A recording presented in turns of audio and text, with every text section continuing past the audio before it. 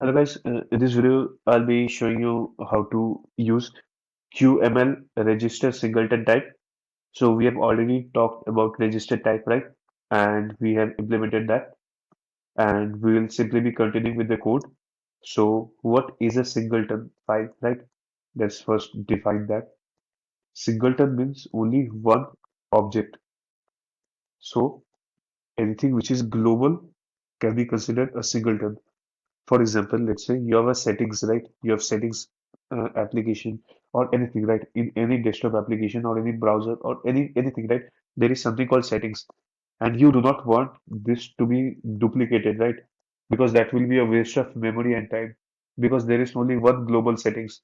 Similarly, you might have a class which you are using to store constants.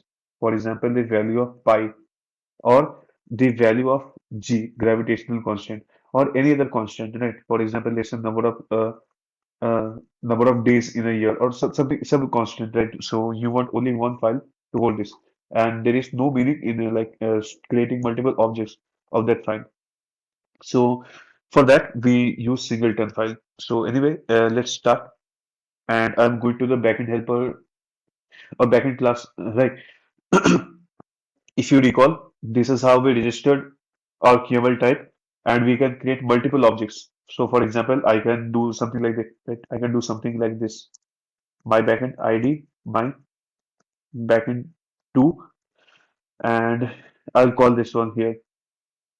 And this is perfectly fine. I can create any number of instances of my backend class. Let's run the application once.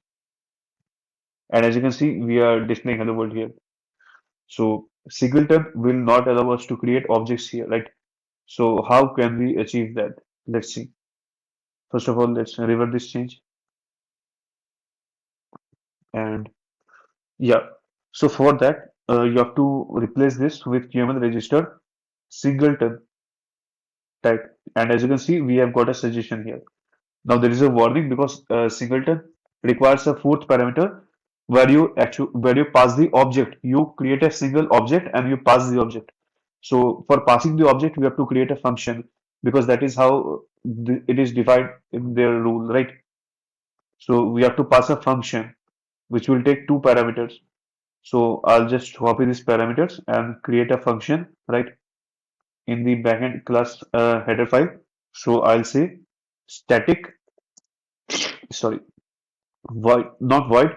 It will return a q object pointer, and the name will be provider, something provider, right? Let's say register or singleton provider. Let's say it's singleton provider. What does that mean? It will provide the object which we will be using globally. This this method will provide the object, and there will be only a single object because it is singleton. I hope you are getting my point. So let's provide the object here. First of all, I'll add this here. So the warning gets removed, and here we'll provide the object. Now let's create a static object globally. So I'll say static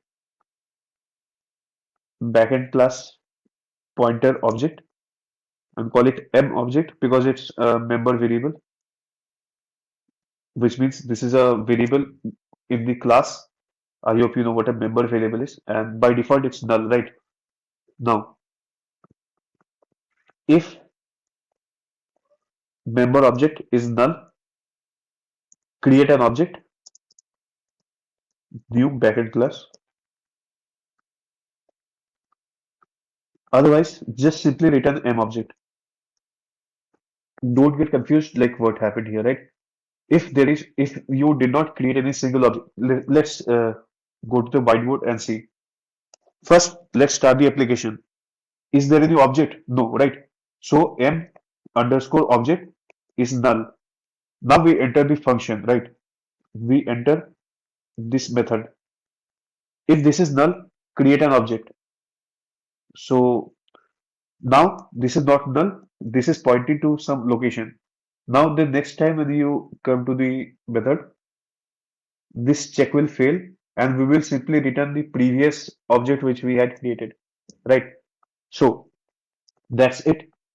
Now, because we have created a singleton object, this will not be allowed. We will not be able to create an object in the QML file.